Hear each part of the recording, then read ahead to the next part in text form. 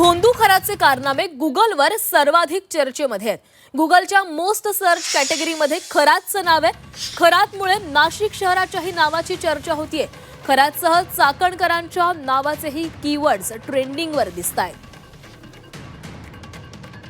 याविषयी बातचीत केलेली आहे सायबर तज्ञ तन्मय दीक्षित यांच्याशी। तन्मय दीक्षित या सायबर तज्ञ यांच्यासोबत त्यांच्याकडून जाणून घेऊया कोणता विषय यातला प्रामुख्याने आपल्याला ट्रेंडिंग दिसून येतोय। याच्यामध्ये जर आपण अॅनालिटिक्समध्ये बघितलं तर भारतामध्ये गेल्या 3 दिवसामध्ये जे आहे हे सर्वात जास्त हे कीवर्ड जे आहे ते अशोक खरात आणि रुपाली हे नाव आहे हे सर्च केलं जात आहे आणि हा सर्वात मोठा इम्पॅक्ट जो आहे तो आपल्याला दिसतोय। रेकॉर्ड ब्रेक सुद्धा जो आहे तो आपल्याला इथे झालेला जो आहे तो लक्षात येतोय। ओके, पण या विषयांमध्ये नेमकी सर्च याच्यामध्ये भोंदूगिरी बद्दल आहे किंवा तो काय पूजा करत होता याबद्दल आहे की व्हिडिओज बद्दल आहे?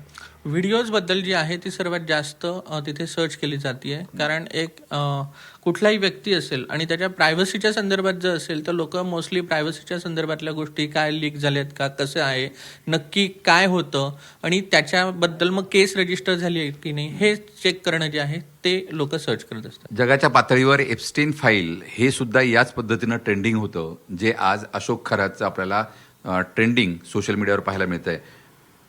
पोलीस कारवाई करतायत, मात्र आपण स्वतः सुद्धा अशा गोष्टी न बघण्याची आणि त्याला टाळण्याची गरज आहे। व्हिडिओ जर्नलिस्ट सोनू भिडेसह योगेश खरे, झी मीडिया, नाशिक।